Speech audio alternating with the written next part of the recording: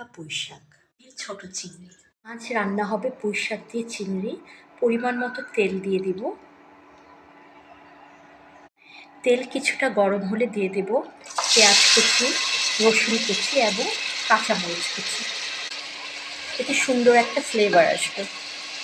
2-3 minute ভাজার পর এখন দিয়ে দিব চিংড়ি মাছ দিয়ে স্বাদ মতো একটু লবণ দেব। কিছুক্ষণ নাড়াচাড়া করে নেব।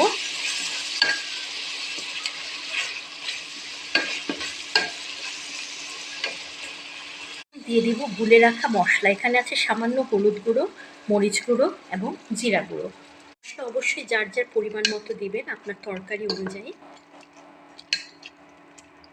কিছুক্ষণ নাড়াচাড়া করে দিতে হবে।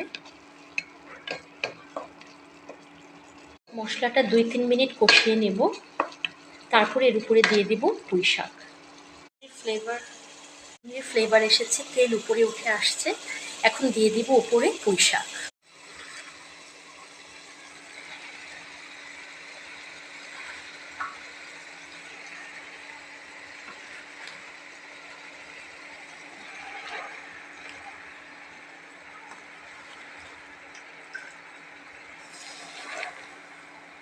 দিয়ে 2-3 মিনিটের মতো ঢেকে রাখবো।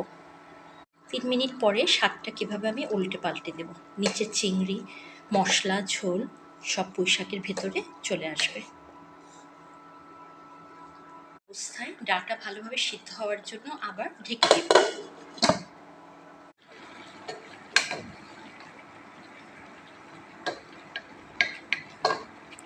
প্রায় হয়ে আসছে। আবার আমরা 3 মিনিটের জন্য অফ পরে ঢাকনা খুললাম। এখন আর ঢাকনা দেব না, তাহলে পুঁই শাকের রঙটা নষ্ট হয়ে যাবে। কি সুন্দর সবুজ রঙের আছে। ঝোল আরেকটু টানলেই ইনশাল্লাহ রান্নাটা কমপ্লিট। আমি আর ঝোল টানবো না। চমৎকার পুঁই চিংড়ি একটু ঝোল ঝোল স্বাদে ভালো লাগে আমার কাছে। এখন বন্ধ করে দিচ্ছি। হয়ে গেছে আমাদের পুঁই চিংড়ি। গরম ভাতের সাথে গরম গরম পরিবেশন করে খেয়ে দেখবেন কেমন লাগে। অসংখ্য ধন্যবাদ।